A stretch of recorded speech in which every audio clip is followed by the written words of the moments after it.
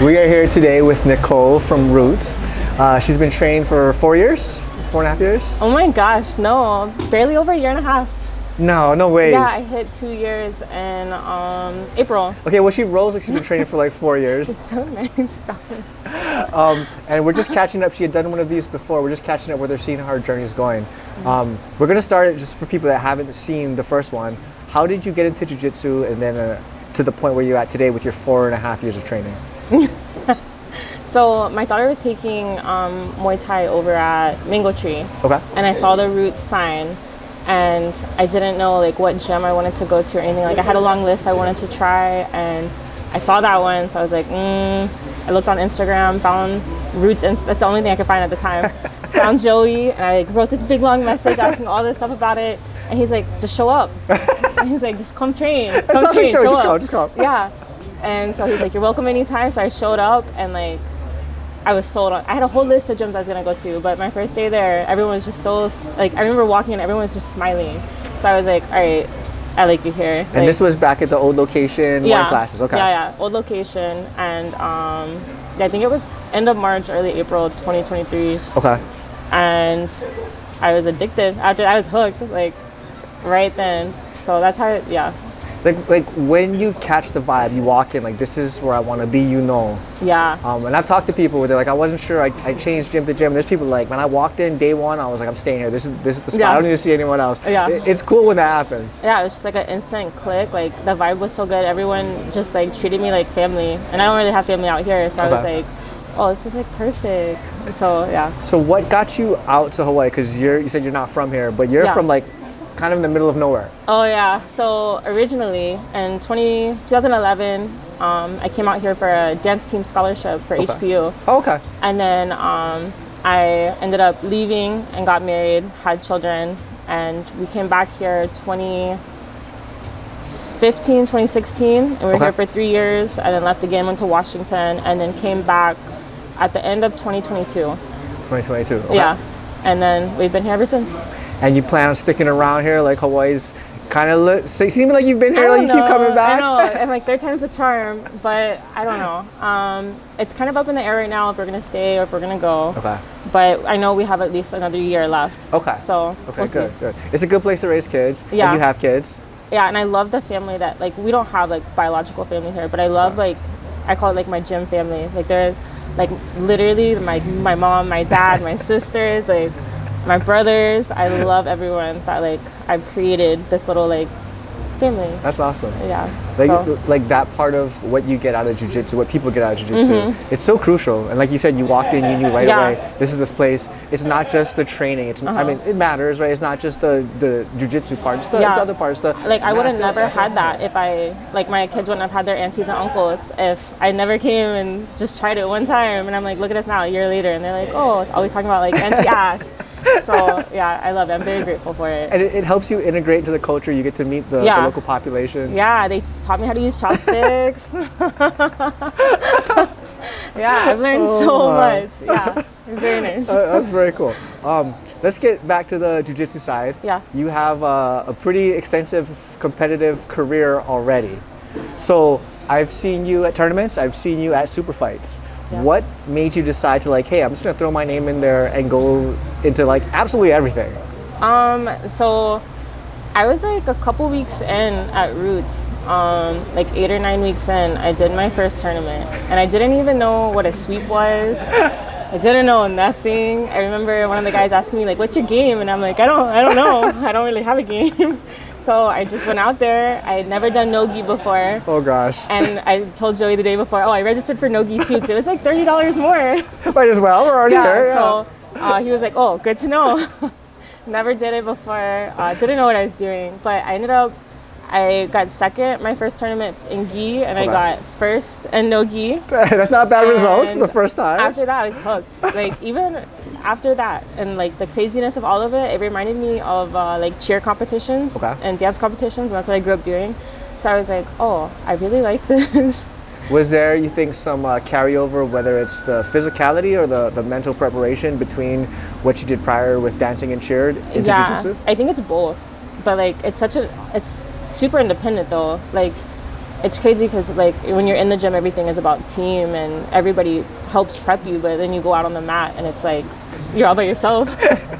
And so everyone's watching. Yeah, but I remember thinking it was so cool that the coach could like yell and tell you what to do. I was like, oh, that's awesome, because I thought I was gonna be out on my own. So yeah, I like the preparation of it. Like the closer it gets, the more intense you're getting with like your training, and mentally you're getting like ready for it, and yeah, you like focus in and dial in. All of it. It's just so fun. And you've continued to have success. You competed internationally at the biggest Asian tournament, and you had success there. You won, correct? Yeah, I won gold. Okay. The coaching there's a little harder, right? Because the coach is further back. Yeah. Did that affect you at all with like not being able to have, and your coach didn't go up with you? So having someone else coach you? Yeah, I had Kavai coach me. I was super grateful to have him coach. He was further back than like the normal tournaments, but I could still I feel like you get trained to listen for your person. I was trying so hard to listen for him, and every once in a while you can like take a glance. He went and helped me and coached me, and I remember just like that was like the greatest thing. That's cool. Like, I loved Asia. It was were there fun. Different challenges you had having to compete in another country, like having to catch a plane? Oh yeah. Between competing here, that seems like a big thing. Yeah, I can't just drive there. I've never been international. Like I've never gone anywhere out of the country before. So you learned the chopsticks for Japan. Yeah. Okay. Yeah. Okay. Gotcha. Oh, also for here, nobody has a fork here. Nobody uses a fork here. So I actually was the only one from my gym that ended up going. Okay. So I like that when we travel. Like I noticed. Team Hawaii is so strong, and I recognize people, and I was like, hey, you guys from Hawaii? And they're like, yeah. And I was like, you guys do jiu-jitsu? And they're like, yeah. And I was like, you guys heading to the cube? Can I follow you guys? And they were like, oh my god, yeah, come with us. So like this whole family from Alliance, they adopted me and just let me travel with them. That's good. I had no idea what I was doing, but I love that like community of like everyone takes care of everyone. Like none of my teammates were there, but the guys from like Mono, Alliance, Trickster, everyone was there in like one big family. Yeah. So it was super nice to have like that Hawaii community of people. Yeah, I would have been lost without them.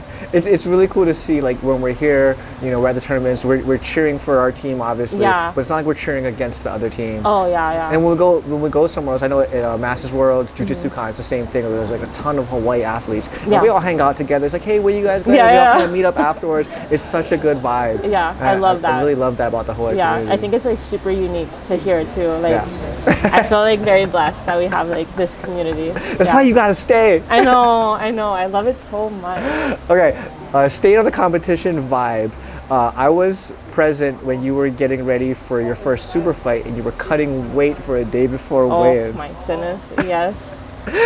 Have you ever done anything like cutting weight prior to that? No. So how'd the weight cut go? No, I never cut weight before that, and I never wanted to do it after that.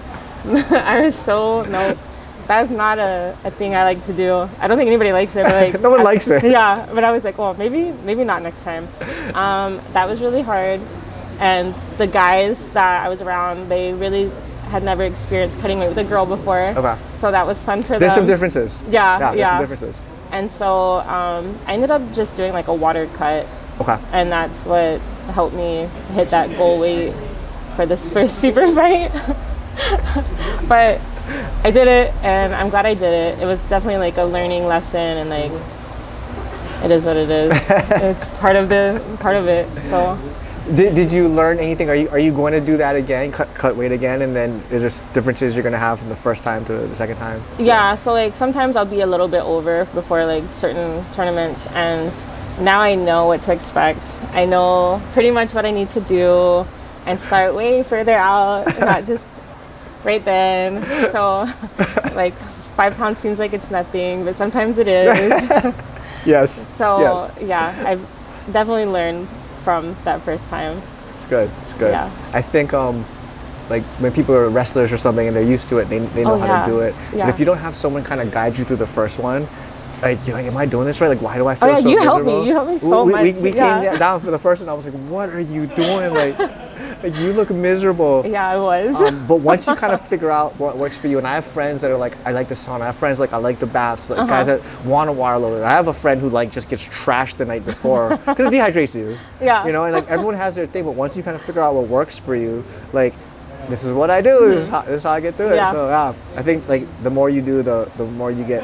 You don't enjoy it, but you get used to it.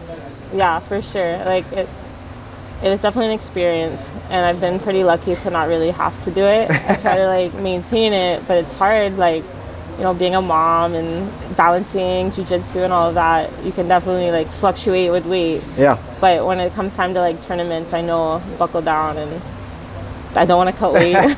How do you balance parenthood? Because you have 3 girls, correct? Yeah. So you have 3 girls. How do you balance parenthood with your own training, with jiu-jitsu? Because your girls are doing different things. Yeah. Like most kids. Yeah, so they have their sports, and what really drew me to Roots in the first place, when I found out their schedule, they train in the mornings. So when my kids are at school, I can come train. I'm very lucky. I can come train anytime they're at school.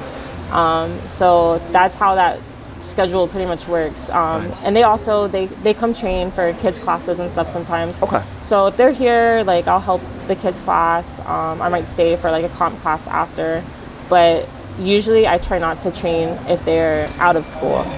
So sometimes they come hang out in the gym though with the other kids and like run around and have fun. But yeah, I try to, that's my balance with it, is if they're home, I try to be home with them, or like at their sports or whatever. So yeah. I think that the class time for Roots, for anyone that doesn't know, it's like 9 o'clock during the week, right? 9 a.m. during the week. So 9 a.m. Monday, Wednesday, Friday, and then Tuesday, Thursday, 6 a.m. Okay. Tuesday, 9 a.m. Okay. And then we have evening classes Monday, Wednesday at 6. Wednesday's no-gi. Okay.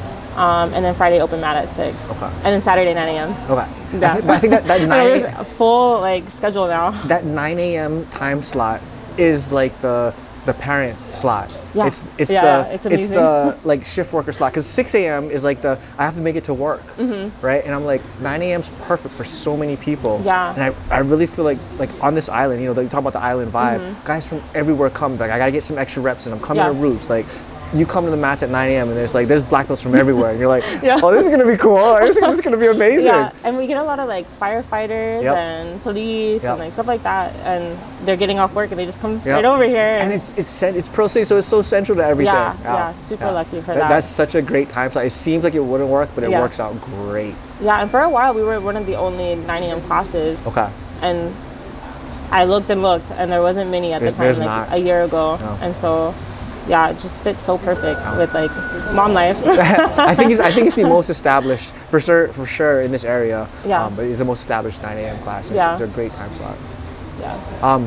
You have a super fight coming up soon I do. at Submission Battleground. Yep. Submission Battleground, huge event in Hawaii. Like, it's the who's who of Hawaii grappling. Yeah. Can we talk about? Are you allowed to talk about your matches I think yet? so. Yeah. I don't know. We'll just do it and just see what they say. Sure. All right.